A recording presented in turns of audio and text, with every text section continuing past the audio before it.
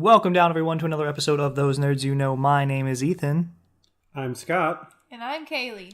And we are Those Nerds You Know. And once again, we are without our dear co-host, Eddie. So I'm going to give a shot at what we do here. We are a podcast about nerdy things that we love, like anime and manga and video games and movies and comic books and comic book movies.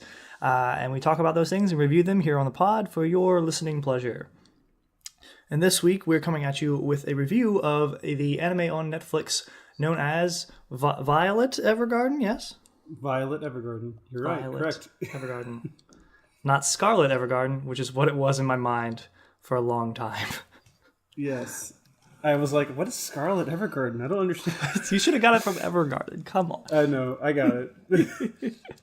But yeah, I personally have not watched this anime. I watched the first episode and got real bored and didn't watch the next one.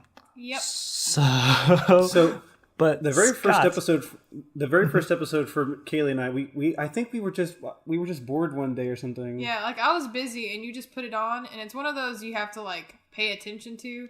And I'm like, this is crap. This is stupid.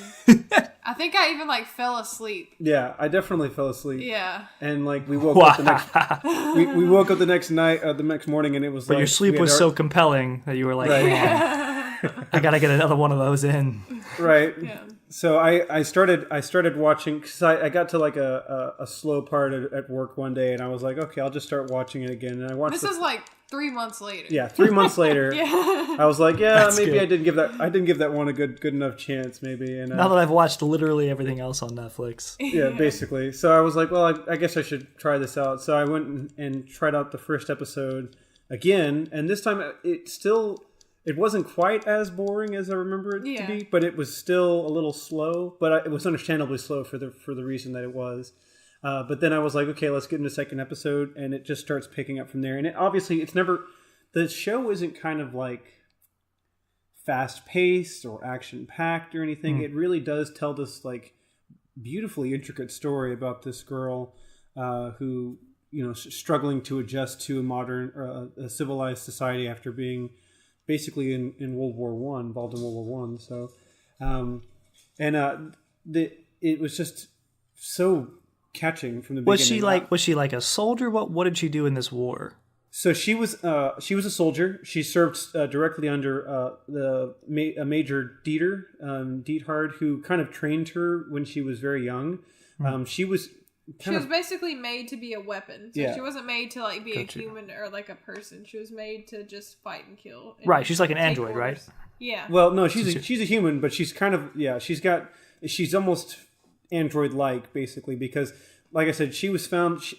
The Major's brother found her on the battlefield, and she was like maybe 8 or something, very very young.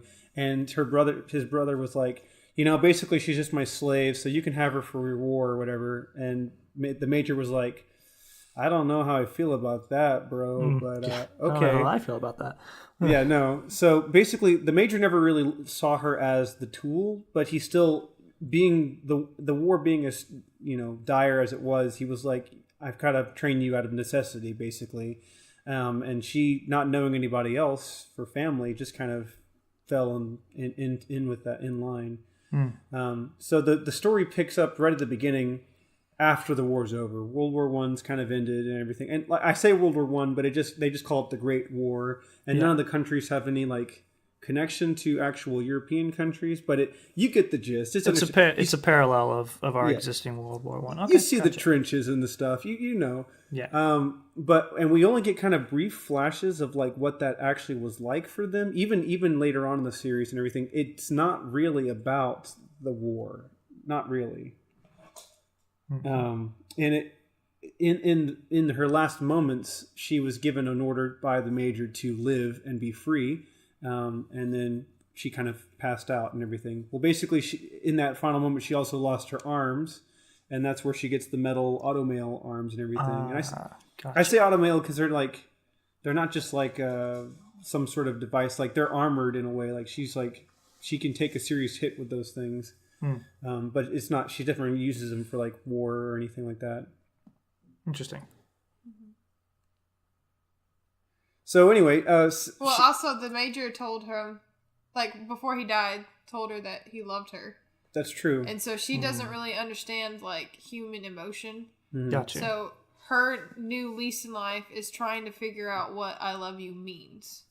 So she can understand it. And in the beginning of it, I was kind of like, oh, this is kind of the reason why I think that I was feeling so bored and craziness about it was like that was kind of one of the first things that they show us, and I'm like, oh, geez, it's going to be one of these romance shows where it's all about love and everything like that. But really, it's not because who likes love? Gosh, you get out of here with your love. I freaking hate love, man. Let me tell you. But she honestly, like I said, when she was raised very young at this age, all she knows is war, and really all she really knows is taking orders from the major. And in the beginning, she just saw him as just like her commanding officer and everything. And even by the end of it, when he told her "I love you," it took her completely by surprise because even up till the very end, she just saw him as her mentor, her commanding officer, and she was just subordinate to that. And so her fear at that point not only came from the confusion that she didn't understand what she meant, but also that she needed orders. She felt like she didn't know what to do at this point. She had to have the next mission. She had to have the next thing. Right. And I feel like that it didn't really, like, I can't really relate to that because I've never been in the military and everything, but I feel like that's a problem that a lot of military people have, especially those who have served time overseas and everything, because you come home to civilian life and you're like, well, now what? Like, what do you do? What happens? Luckily, she had the majors had a friend who was also an officer in the war, and who he gave kind of before this final battle or whatever, where they had their last encounter. He gives him a final order, and he's like, if things go wrong, I need you to give Violet a job. I need you to give her an opportunity to continue life in the civilian world. And so this same officer comes to her at the hospital after she's done her recovery and everything, and he goes, well, I own an auto memories doll company, basically a postal service. What they do is these they call them dolls, but they're basically just typewriters, stenographs, or whatever they're called. Yeah, it's a time where like most people don't know how to read and write. Yeah. So you come to someone to write your letter for you. Stenographer, is that the name? Stenographer, that's it. Yeah. And so basically that's what she does. And so people come to them and they'll write up, wills or love letters or business propositions and stuff because people just don't know, and then it's also their job. So it's a time where a lot of people don't read and write, but we have functional automail arms.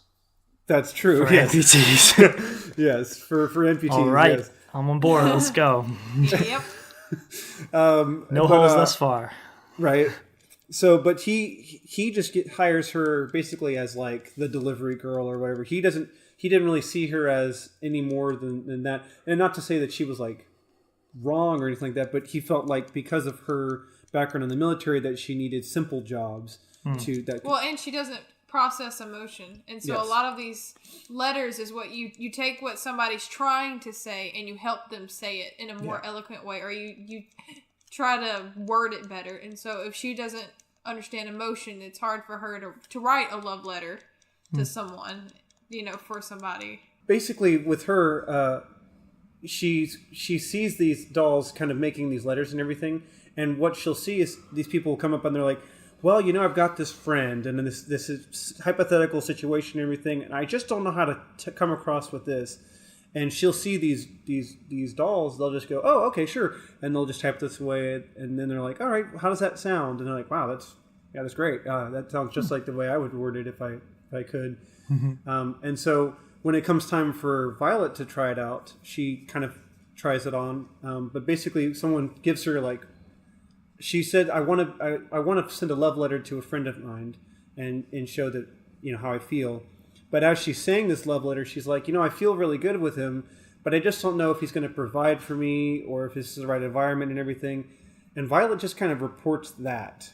So like she gives the letter verbatim. She's like, I have my concerns on your ability to provide for me financially. Yeah, and stuff like that. And so like this lady comes back. This lady comes back distraught. Yeah, well, because she prints it and Yeah, then they sends don't it. proofread it. They just sends it. So this lady obviously comes back heartbroken because this guy's like, she just wants me for my money. Are you crazy? And so she just, Violet has to like kind of step back and go, well, why wasn't this right? Why wasn't I did exactly what you said? And that's when the other dolls, the head doll, was just like, it's not really about what people say. It's what they're not saying that they really want to get across. And it's really hard for people to do it verbally, much less report it on paper and send it to people. And Dog. They never play. They never. Except for when Every you're not time. paying attention to them. Yes. So in the beginning, she's kind of like, well, I want to do this as I want to, do more than this. I want to be an auto doll. I don't want to be an auto memories doll. And the Major's friend, we'll call him Sarge, because he's always been called the Sergeant. And she never calls the Major by his first name, which is Gilbert. She just calls him Major.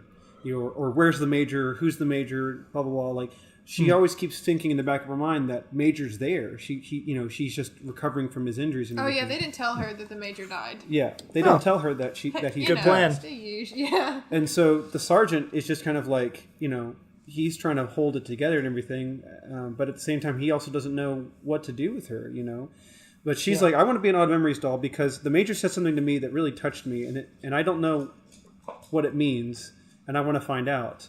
And so all the dolls that kind of see this are like, oh, sweetie, that's really easy. We'll teach you that, but they don't.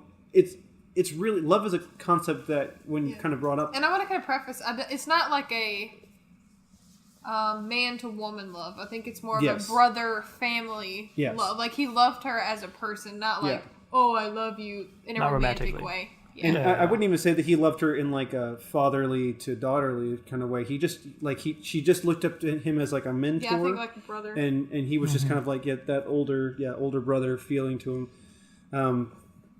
And so she sees how difficult it is to find out what that means. But as she goes along her journey, she finds out that it's not as complicated as you would think. Because when she would see dolls receive letters or receive orders and everything for their letters, they would bring out this eloquence and stuff. They would make things flourish and craziness and everything. And she's like, well, that must be what love is. I just need to make things sound cool. And then, it's just flowery stuff. Yeah. Absolutely. But then that's not the case. Is that not what love is, Scott? No. I've been doing it wrong this whole time. No wonder I'm single. No, so she found out that, well, then it must be simple. It must be something simple as just like reporting. Well, instead of it being like a report, it's kind of like a summary of their thoughts or feelings. And that didn't work out as well so love is simple, but it's also complicated. And so it's very interesting to see how her brain works as the series progresses and she takes these different jobs. Yeah, so each job she kind of learns a new aspect of it that completes her picture. Interesting. And she gets very good at it very quickly because and it's not to say that she learns love, because as far as we know, even into the end of the series, she never really figures out exactly what that means. But she gets very good at like taking other people's feelings and then empathizing with them in a way that she understands and putting it to paper. She can't describe the feelings that she's feeling, but she understands where people are coming from through their experiences. And so she actually gets called to do stuff like there's a prince and a princess who are going to get married, and they're from neighboring countries that were at war during this Great War. And this is kind of their way to kind of unite the countries and stuff, the nations.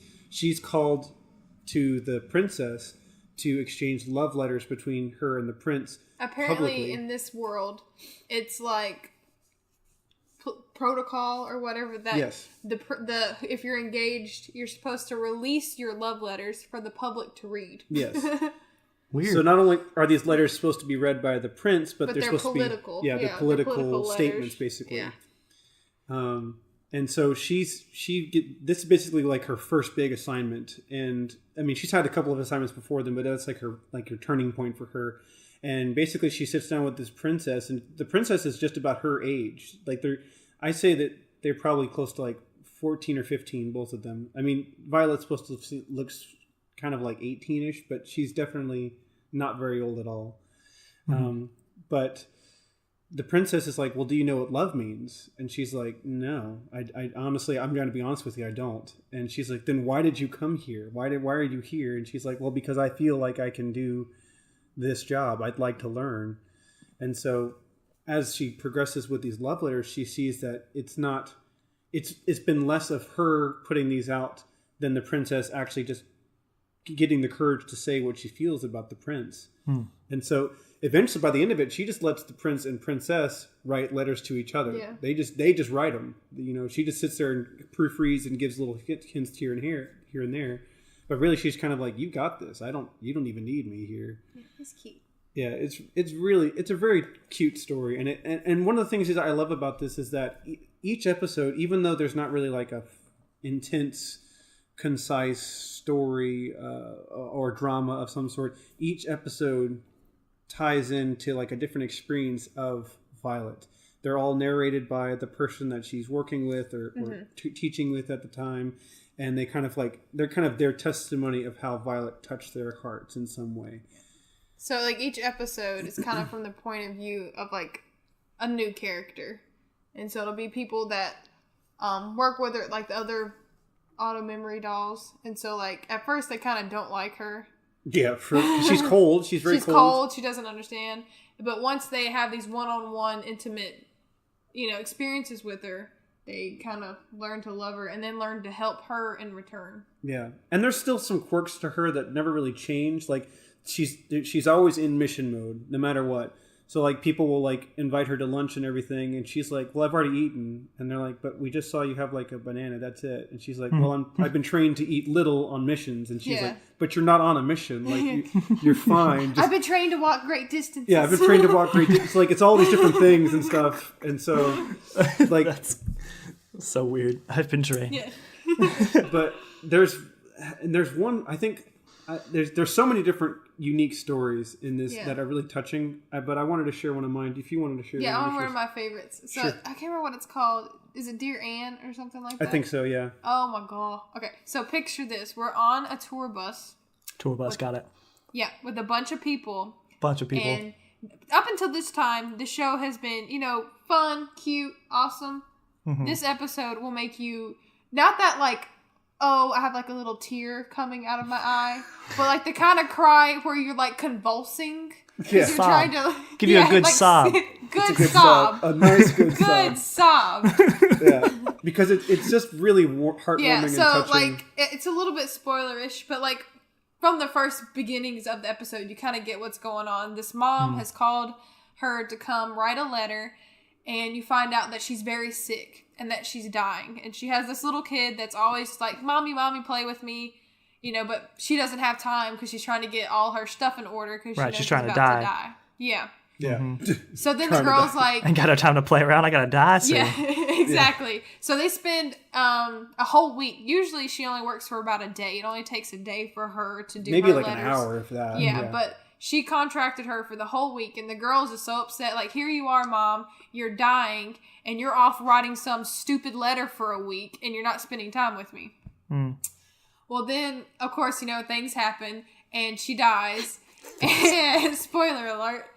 And what she was writing is for every birthday. For the next 50 years. For the next 50 years, she wrote a letter to her daughter. And so, the ending bit while the credits are playing, it's like, Dear Anne, today you turned 8 years old, and like gives her advice. And then there's one for when she graduates high school, when she goes to college, when she starts dating, when she gets married, and it's just her daughter like growing up and reading all these letters, and it's so good. Yeah, that's real sad. Holy crap! I had to turn it off. Yeah, she turned it off. It was so because I'm like, I'm on this bus and I'm like sobbing. People are gonna look at me.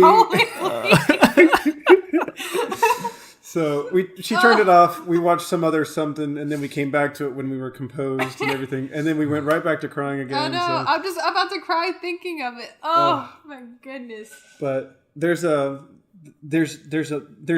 the underlying plot besides the obvious problem that Violet has with not understanding what happened to the Major is that there's still kind of a pressing war. Obviously, since it's a parallel to our world, since World War I has ended, quote unquote, ended, World War II is coming around. There's still conflict, there's still problems and everything.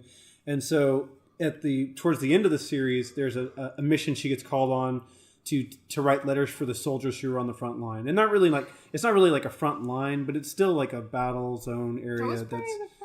There's not a war going on, but there's still conflict in this area. And so she's been called to do that. Well, basically, like, her boss is like, no, you're not going. I'm not even going to address the situation. Not sending you to a war zone. That's stupid. And then, like, later on, he tries to get a hold of Violet, and they're like, oh yeah, the doll. She said that she was going out to such and such, and he was like, dang it. And the next scene, you see her on the train going to this war zone, basically. But she gets as far as she can. Then realizes literally it has become a combat zone. You cannot enter this place. And so she's like, all right, you with the plane, put me on the plane and let's go. And they're like, but it's a war zone. There's nowhere to land. And she's like, that's fine. Give me a parachute. I'm going to fall out of. She doesn't even use a parachute. Yeah, she just jumps out. Like, she's that dedicated. And that's one of the things she tells people every time she meets a new client. She says, wherever you need me to go, whenever you need me to go, no matter the consequences, I will be there. And so when she says this to this client she's supposed to come to this platoon basically that's out here in this combat zone, but by the time she lands in this platoon, there's one guy left. Yeah, they're like at the moment being attacked, being and gunned down, and so she like jumps out of the plane and like bare hand kills them all. Yeah, well, she doesn't kill. Literally, she doesn't kill any of them. She knocks a bunch of them out. No, because she tells them I'm never killing anymore again. Okay. But she knocks a bunch of them out, and like literally they're shooting at her, and she's like blocking and breaking guns and stuff, and like she runs right up to one of them. It's crazy cool. She runs right up to one of them and like knocks him flat out. But she gets to like the leader of the enemy or whatever, and she's like, "Take your men, turn around, and go away."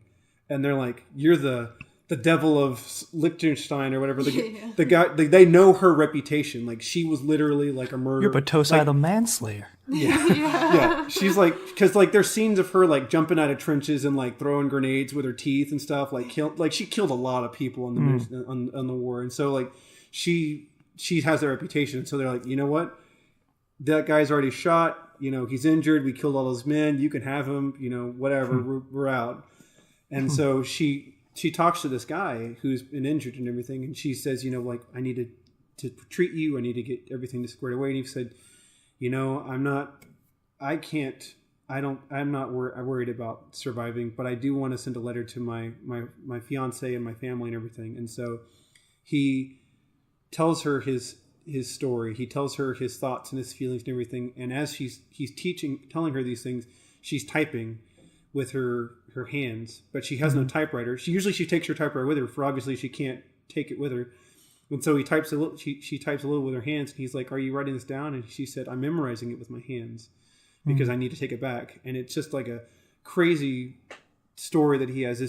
He's giving this undying love. He knows that I've been fatally wounded. There's no treatment that's going to fix this. I'm just laying here dying, and I just need you to get this out to my family and everything. And she gets back to his family, and she says, "Here's the letter. Sorry that he passed away and everything." And the mother and the fiance, they're like, thank you for this. Thank you for bringing this letter. And she's like, no, you don't understand. I was there. I watched him die, and I couldn't save him. I couldn't save him at all. And the parents were like, we didn't expect you. They're like, we didn't expect you to. We knew that what the problems were when he went out there. We knew that there was a chance that he was going to end here. We're so grateful that you could give us this message that he did die, doing what he what he loved, protecting this country, protecting our family and everything. Like, they were so happy that they actually heard from him versus all the other people in Splatoon that didn't. Literally, they don't hear about those people. And it was like very touching. It was sobering, really. What it was is because, like, you think that's stupid. The soldier died. Like, there's no end to this story and everything. Like, this is a really sad thing for no reason. But like, Violet felt this way as well, and we as a viewer kind of feel that, but the family sees it differently. They're like, no, like, we're thankful that he got to be able to share this message with us because no other soldier does. and we're like, dang, that's craziness. And so like those kinds of the stories that we see, and obviously like not all of them are like that. And, like I wouldn't watch this show if it was just a lot of that. But there is some of it. We do see, not only do we see the love letters between prince and princesses, but we see the struggles of war and what it affects on us. And I think it's one of those episodes that we see Violet understands that she also suffers from the struggle that she had in the war, because up until then she didn't cope with that. So this is towards the end where she is finally learning about emotion and things like that. And that kind of comes as a double-edged sword, because now she's remembering all the people she's killed and like the impact that has in those families that are feeling just like the families that she's writing letters for. And so comes a pivotal moment where she feels all the remorse, all the guilt, all this pent-up emotion about what she has done. Yeah. And so how is she going to deal with it, and how is she going to go from there? And so the sergeant told her that from the beginning, because the sergeant has the same thing, because he's killed a lot of people. And he says one day, if you're trying to learn emotion, one day you're going to, I think he like called it the fire or something. You're going to find out that you're burning. You're going to find out that you're burning. And she's like, I don't understand what you're saying. I don't comprehend it. But then she finally understands what he meant, and she's just in torment.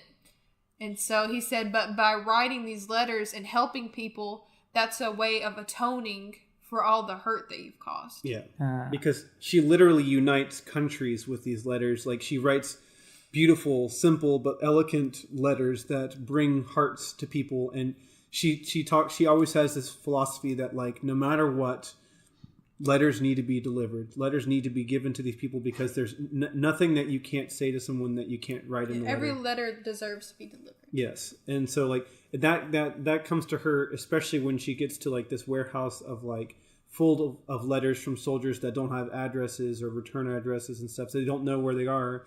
They don't know where they need to go to and everything. And she's like, these are heartfelt letters. These are pleas with their families that they're still alive and everything, but nobody will ever know that. And she's like, every letter deserves to be delivered. Every person needs to hear the love that they feel. And so she sees that and uses her ability as a writer to atone for those sins. And it's really, really heartwarming.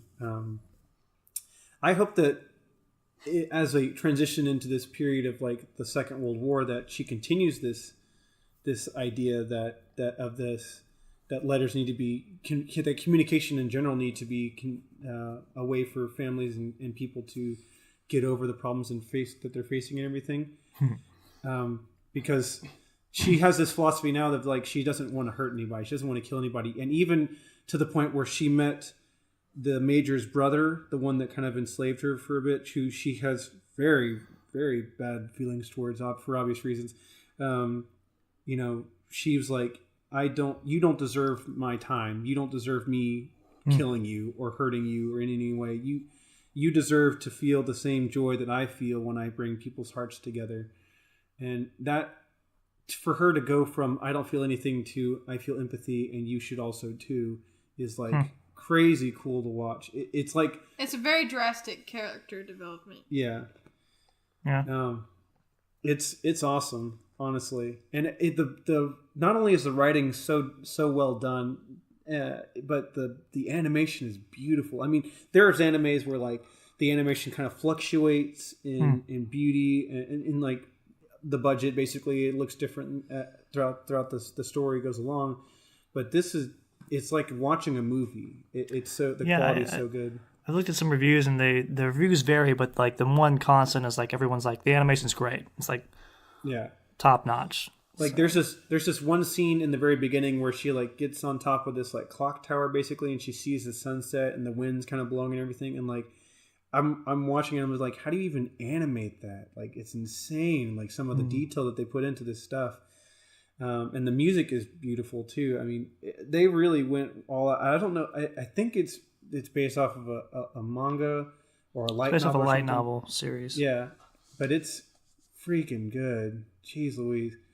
I don't know if it's still going, but I do know that there's an anime film scheduled to premiere next year about it. So I'm definitely gonna subscribe to that.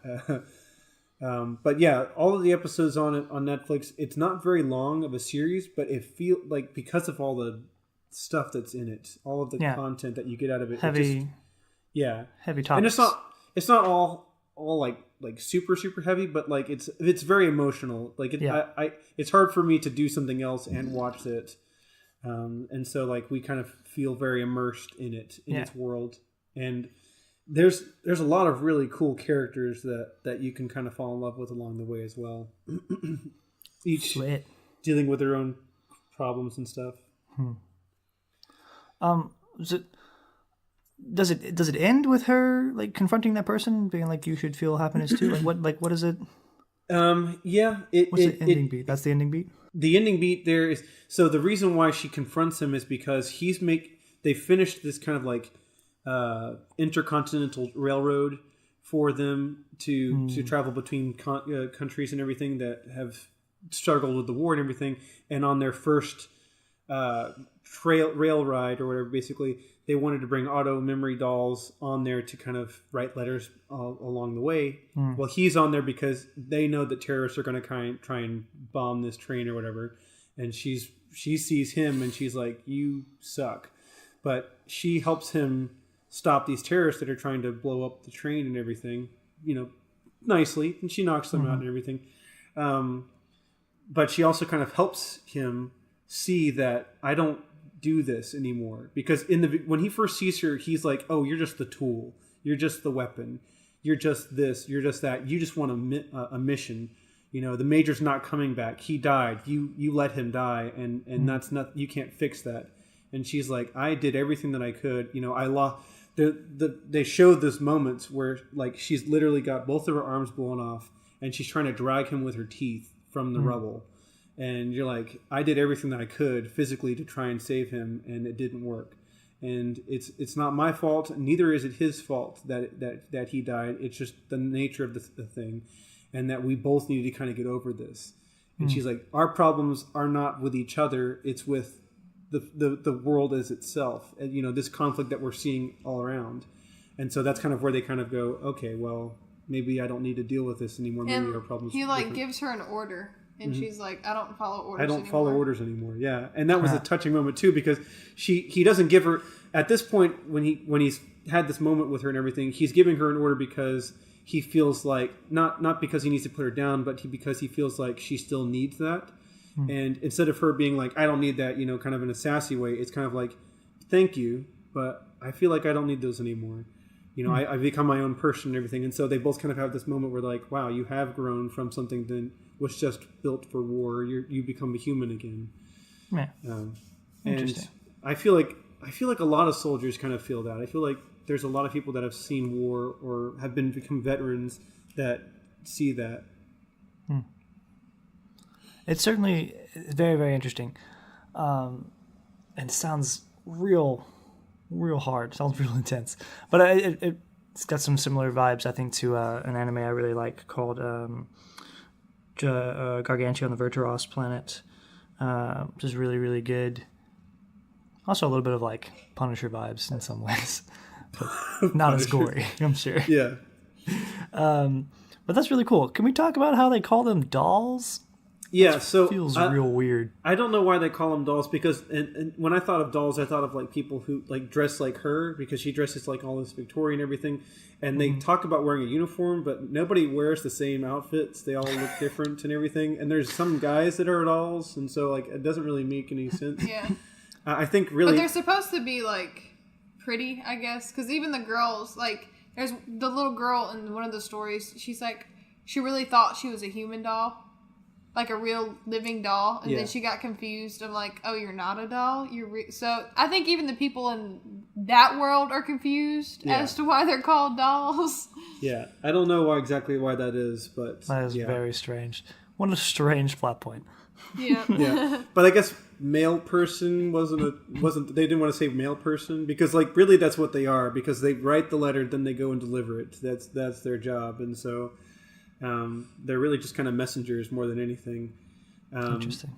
I think that the concept, the device that they use is called the Auto Memories doll. That's why it was. I remember that now because they talked about the typewriter that they used. Instead of calling it a typewriter, it was called an Auto Memories doll, and they're called Auto Memories doll operators, but instead they just call them dolls, just for short, I guess. That's right. It's like a lot of trouble to go through. Yes. To call someone a doll. Yes. Yeah. It's very slightly heavy-handed. Sounds like someone's making up a lot of excuses. Yeah. To fit in their fetish. Yeah. I'm like, well.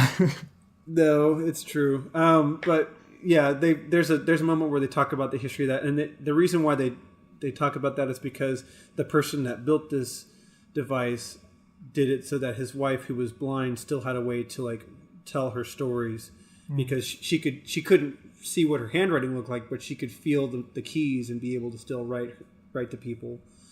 And so that was a pretty cool story as well. There's a lot of interesting story, and like they're not all sad, right? Maybe the two ones that we talked about they're pretty sad, but there's a lot of like, it touches on a lot of really real topics, and it touches your heart. Yeah. It's good. It's good. You should watch it. I would advise someone who's looking for something to watch that's, heart-wrenching and very well written and great to pick up this. But if you're looking for something that's kind of lighthearted, easy to watch, maybe watch like My Hero Academia or something. Like something that doesn't have quite the emotional baggage behind it. But yeah, I'd watch this again. I really would. This is a good story. A good story. Excellent. Well, cool. That sounds fun. Thanks for sharing it with us. Scott, have you been doing anything other than Kingdom Hearts? Actually, no. Kingdom Hearts has basically been my life. Besides work, really. What we're nerding out to is Kingdom Hearts and work. Yeah, it's hard to think otherwise, because like I do it with all the other Kingdom Hearts games, but I just have to like get all the things, all the collectibles, and build everything up. Like I'm not even worried about the main story anymore. I'm just gotta find those lucky find the lucky emblems, man. I gotta keep looking. So I don't know. Have you gotten that far yet? I've officially beaten the first world. Oh yeah. Yeah. Hold your applause. It's okay. The game has started then.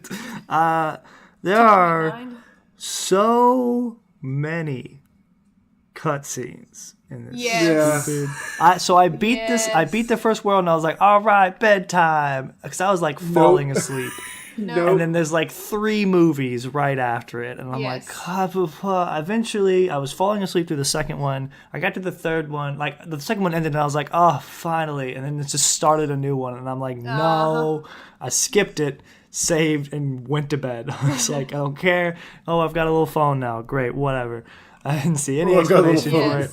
Doesn't matter. I went to bed, and like I intended to play it last night, but did not get to play it. So hopefully I'll play it tonight after this. The lore of that is that when the Great Fairies made Sora's new outfit, Chip and Dale just put the phone in the pocket so that it kind of surprised him when he was in his gummy ship.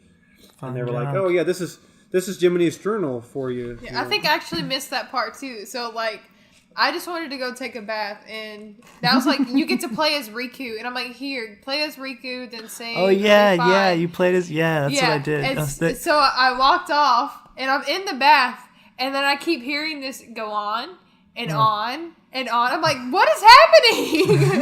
It was like a 30-minute cutscene. When that cutscene started with Riku and Mickey, and it got to a point, and I was like, they're gonna make me play. They're gonna make me play. I just want to go to bed. Yep. It happened again today. Scott had like a 30-minute window where we could go eat before we had to go help somebody. And I was like, just a minute. I was trying to do a save point, and it was like, cutscene. Yeah. Now we're on the gummy ship. Cutscene. I'm like, oh my gosh. Let me save. So much. Yeah. No. That is probably my only real complaint. Other than that, it's been fine. Yeah.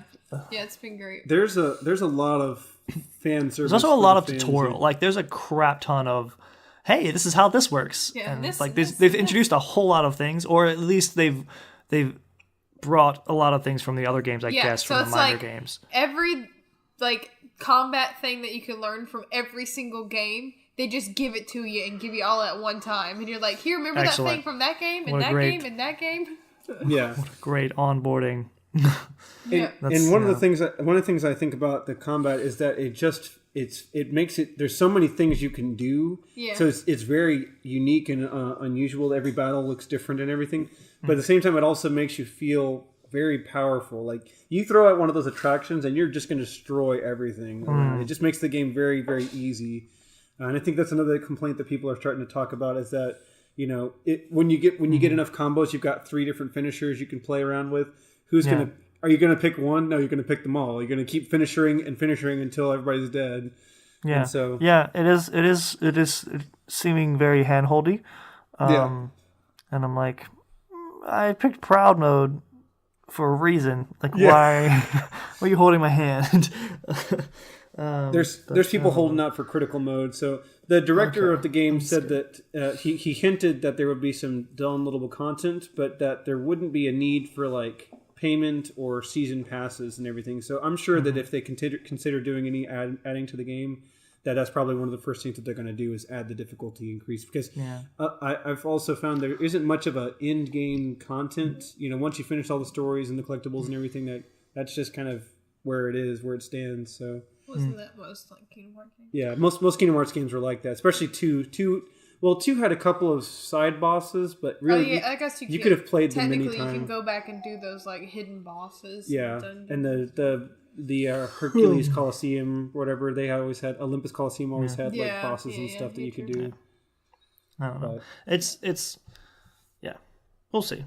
Hopefully they do. I like things that annoy me are just like when the game like suggests things to you. Like Goofy's like, oh, Sora, well, we use that debris to jump over the bullet. I'm like, shut up, Goofy. I know what I'm doing. If I'm turning left, it's because I want to go left. I don't want to deal with that right now. I'm gonna explore a little bit. Shut up. Like, I'm just glad. Donald has subtitles. Yeah. Looks like there's some ingredients around here. I'm like, what, Donald? What'd you say? What'd you say? So it was like we were talking about. They were up on top of the tower in Olympus Coliseum or whatever, and we're going down the stairs and stuff, or we're going up them, and Sora's like, "Wow, look at this view," and Donald's like, "Just as long as you don't make me do any weird stunts," but they didn't come out that way at all. I'm like, Donald, what did you just say? Yeah, like, excuse me, Donald. Weird what? You want to repeat that, Donald? Say that to my face. Bless the voice actor who had to do that together. But like, geez Louise, man, holy smokes. That's funny. But I do like Donald and Goofy in the game because they're like more real. Like they're talking more. It feels like they've been with you forever. Like they have, obviously, but like before then they were just kind of like tag along party members. You know what I mean? They didn't have their own like emotion. They have their own like inside jokes. Yeah. It's very very cool. And I like this Sora too. He's pretty cool. Yeah. This maybe he'll grow hardened Sora. Yeah. Because I started with 2, and so Roxas has always been my favorite. Yeah. But this Sora's, he's like more mature, and so I kind of like... He also is trying to struggle. He's also struggling to deal with the organization members that come to him, because a lot of them that were in Rechain of Memories are here again and like confronting him. And every time he sees one, he's like, "Who are you? Are you a new hire? Or what's going on?" And they're like, "You don't remember killing me in Castle Billy?" Like, and she's like, "Nope, they can't remember." And they're like, "Well, don't worry about it, because I'm going to kill you."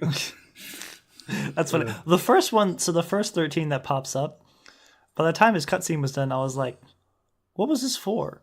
Because like he opens in the world, he comes, he says basically nothing to you. Like he says something, but it's so vague. Yeah. It can't be taken as a threat or information or anything. And then he's like, "Okay, bye." But I'm like, "What?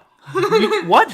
So that like you accomplished nothing. All you did was show us that you're here. That was it. Was it the only thing you were supposed to do?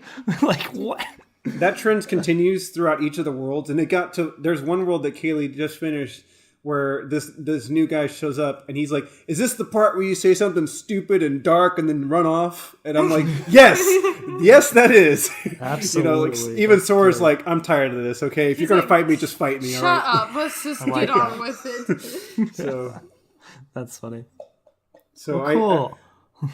I'm excited about the rest of the story. I obviously haven't finished it, but I'm really it's gearing up to something really good. So I'm hoping to finish it off. Yeah, I'm enjoying it. What about you, Kaleigh? I'm excited they just announced pre-orders for Final Fantasy Shadowbringers. And you get to play as Vera. Shadowbringers is the new expansion for Final Fantasy 14. Yes, right. Yeah. And so I don't have time to... So they're adding Vieira? Yes. Cool. So I'm excited. As far as we can tell, it's going to be an all-female race like it is in Final Fantasy 12. Yeah. Which makes sense. But I did wonder if they were going to make there's speculation if they're going to add males to it. There's like concept art for males, which in my opinion don't look that good. I think they look cool. Interesting. So that's like my future nerding out. And it's got a lot of jobs classes coming out and some main story quests and stuff. Like they always, every time they bring out a new expansion, like they roll out the content wagon real good, and it's always full of stuff to do. So what kind of new jobs we got? Well, we've got Blue Mage in this last patch, which has been very weird because it's not like any other jobs. You can't really dungeon with them like you can with other jobs. Other than that, we know that there's going to be 3 new jobs coming in, but they haven't announced what they are. They're going to kind of gradually take that out as we get closer and closer to the time. I wonder if they're going to be like Vieira specific. Yeah, I think that there might be at least one, but I know that they're definitely going to have... They generally try to bring out at least a tank, a healer, and a DPS class every expansion to kind of tell me this. Build the roster. Do you have an assassin job? Is that a thing yet? We have ninja. We have ninja and samurai. It's not the same. So there's a separate class for Vieira in Tactics called Assassin, which is probably my favorite for Vieira. That's where I want all of them to get to whenever I'm training Vieira. That's super cool. Other things. Do you have an archer? Yeah. Oh, yeah. That's what I was about to say. I know she's an archer in... So yeah. Do you have a gunner or a sniper? They call it machinist. And he uses guns and turrets. Guns and turrets, okay. So a sniper is like an upgraded version of an archer. They use stronger bows and have different abilities and things along with it. The job class for archers in this game are bards. Their bows become harps, but they still use them as like bows. They just also play music that buffs the team as they go along through each of the dungeons. Intriguing, so that may not be it. Maybe Dancer, though. Yeah, there's a lot of speculation about Dancer and also Geomage. Like, I think that would be really cool to see, like a Geomage coming up. Or so Geomancer or Geomancer, Elementalist. Those are more or less the same, depending on which version of Tactics you're playing.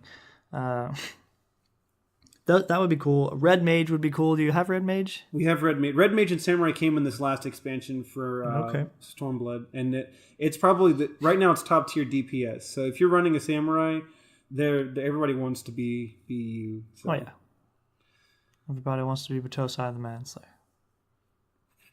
And it's also Red Mage is also one of the easier classes to play with.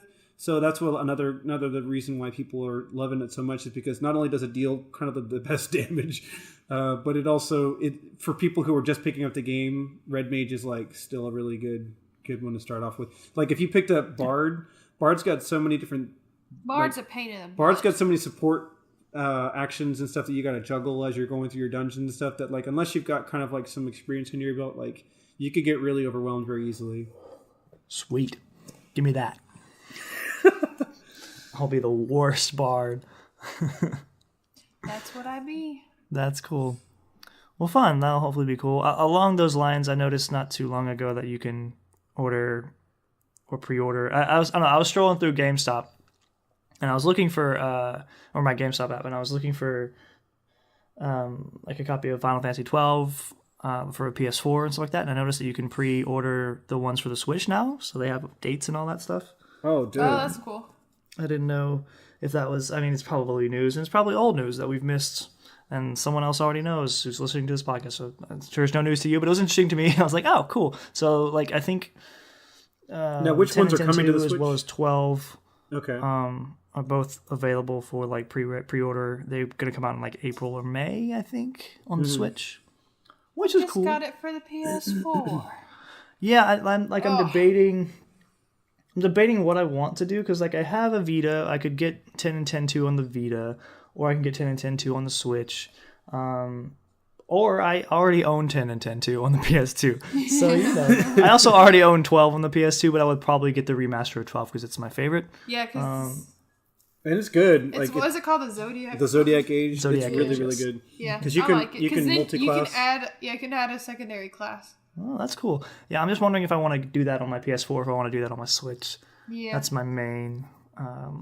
Well, if you dilemma. seem to be the one that like games on the go, and the Switch would probably be the best bet for you because you don't Honestly, spend a lot of time yes. at home. That's why I'm like, but it would probably look better on my PS4 though.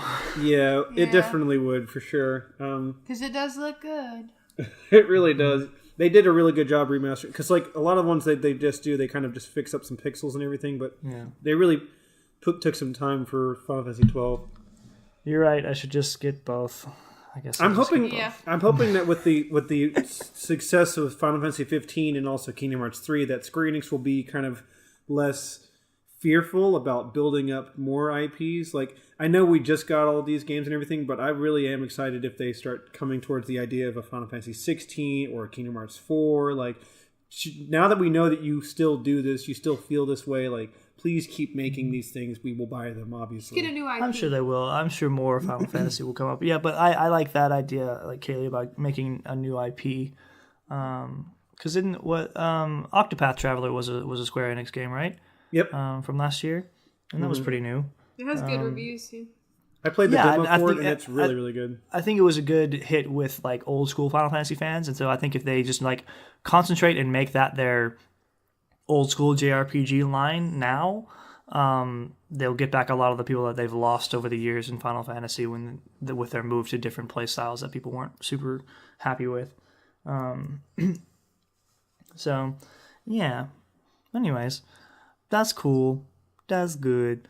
What about you, Ethan? What are you nerding out to? I mean, what I'm nerding out to is really just like what I hope to maybe one day be able to nerd out to. Like, I'm still threatening to start The Punisher season 2. Still haven't done it. Yeah, the struggle is definitely real for this whole It's podcast. so real, man. Like I right haven't. now, if I have any time, I'm going to be on Kingdom Hearts. But if I ever get to a point where I don't want to do anything with my hands and I just want to like sit and absorb something, then I'll turn on Netflix and maybe I'll start The Punisher. Actually, that's not true. I have watched a couple more episodes of Voltron season 8. I'm very slowly, painstakingly making my way through that, like on my lunch breaks. Essentially, is the only time I can do that. So My goodness, you need to finish that. The series is so good. I know. I'm sorry. It's good. It's good. I mean, do you still feel the way about it even on the so far with the season as it's going? Yeah, it still feels good. It does feel slightly rushed. Like it does feel kind of like Yeah. they were like, oh, I guess this is the last season, guys. Let's bring all these plot points together. And I'm like, well, you could have taken another season. Like, you know what I mean? Yeah. But it's not bad. It's still good. I hate that there was a filler episode. I hate that they feel like they have to put filler episodes in. It bothers the crap out of me. I thought that as well, but after like it's kind of like prefaces when the stuff hits the fan, and so like I feel like that kind of filler episode needed to be there to kind of. Well, we'll talk about it more, but obviously I feel like it needed to pad out the real crap that's going to start going down. So Boring. I know. Anyways, anyway, so yeah, but that's yeah. what I'll do. I'll finish Voltron 8 soonish, and I'll watch The Punisher, and I'm gonna play more Kingdom Hearts and enjoy myself. Have you heard anything about the Punisher? Because honestly, I haven't heard anybody talking about it. I haven't seen any. No, I haven't heard much talk about it. I don't think I would. Like really, the only talk I heard about it the first time was me talking about it with with Eddie. So like, or David, or whoever it was at the time. I don't remember. It was right around the time that David left, so I don't remember. Yeah. But yeah, it's just. Woo. Yeah. I don't think we'll hear much about it, and honestly, that doesn't really bother me much. Like, I think the Punisher is like one of the more niche ones of those. Yeah, to be honest, I don't feel like people were like craving the Punisher, especially after like the change with all the other ones being dropped. I feel like people are like less clamoring for it than in usual. So. And we're just getting one more Jessica Jones season, and then all of it's done. Nope, I'm not touching Jessica Jones with the 10-foot pole. It's okay. But yeah, that's it. That's all I'm gonna be doing. But yeah, thank you everybody for listening. We do very much appreciate a like, a comment, and a subscribe, and a good review on the iTunes. But you can find the pod on YouTube, iTunes, Podbean, Castbox, Stitcher, and what's that? Oh yeah, Google Podcasts. You can find our podcasts all over that place. If you would like to get in touch with us, please tweet at us at TNYKPod on Twitter, or contact us via email, thosenerdsyouknowpod@gmail.com. You can also find us on Facebook. But yeah, that's about it for this week. Thanks for sitting with us. Let us know what you think or thought about Violet Evergarden. If you thought it was boring, or if you liked the story, or if you thought the animation was great, like everybody apparently does. And let us know how you're doing in Kingdom Hearts 3, where you're at. If you're farther along than me, which hopefully you are. But yeah, that's about it. My name is Ethan. I'm Scott. And I'm Kaleigh. And we are those nerds, you know. Bye! Pause. Sorry. I'm hearing like a clicking noise sometimes when y'all talk. Do y'all hear that? Yes. I'm trying to get to a safe spot. You're playing game. She's playing Kingdom Hearts 3. Let's just get you to a safe spot and then we can continue. I'm trying to be very subtle. Kingdom Hearts doesn't have an autosave feature yet. It doesn't.